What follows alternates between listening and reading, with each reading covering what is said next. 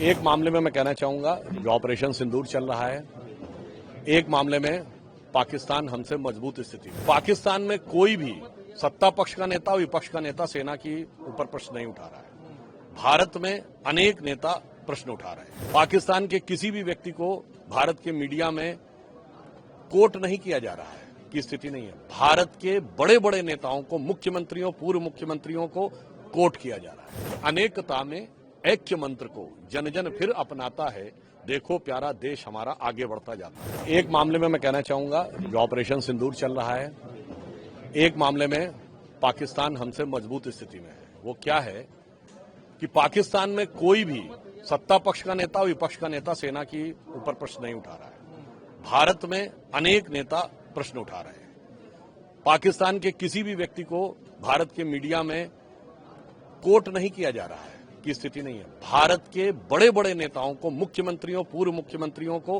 Coat किया जा रहा है। पाकिस्तान के किसी नेता का ऐसा कोई वक्तव्य नहीं है जिसे हम अपने डोजियर में पाकिस्तान के विरुद्ध यूज कर सकें। मगर भारत के बड़े प्रमुख नेता का स्टेटमेंट पाकिस्तान हमारे विरुद्ध डोजियर में यूज होता है, ये कुछ कुछ वैसा ही जिससे जनरल बिपिन रावत ने 2.5 फ्रंट की लड़ाई कहा था, 2.5 फ्रंट की लड़ाई। तो मुझे लगता है देश को सब तरफ से चौकन्ना होने की जरूरत है। आज का जो समय है, मेरा मानना है दलगत राजनीति से ऊपर होकर सबको साथ में खड़े होकर आगे चलना चाहिए। माननीय प्रधानमंत्री जी ने अभी सांसदों का 6 डेलीगेशन भेजे हैं जो बाहर जा रहे हैं। तो मैं अपनी विचारधारा से विरोध रखने वालों को, विपक्षी दलों को भी कहूंगा कि आओ मिलकर दिया जलाएं। सर, उसमें कांग्रेस लेकिन नहीं कह रही कि क्या जरूरत है प्रतिनिधिमंडल भेजने की। एक बयान कांग्रेस की तरफ से आया। देखिए, वो तो तिरंगा यात्रा का भी विरोध कर रहे थे। जिन्हें हमास और हिजबुल्लाह के लिए निकलने वाली यात्राओं में सत्य और सहानुभूति दिखती थी, उन्हें भारत की सेना के शौर्य के लिए निकलने वाली तिरंगा यात्रा में राजनीति दिखती है। मुझे लगता है इस नजरिए की जरूरत है। और जहां तक ये बात है, प्रधानमंत्री जी ने उदारता दिखाई है। कांग्रेस के नेता शशि थरूर जी एक डेलीगेशन के लीडर हैं।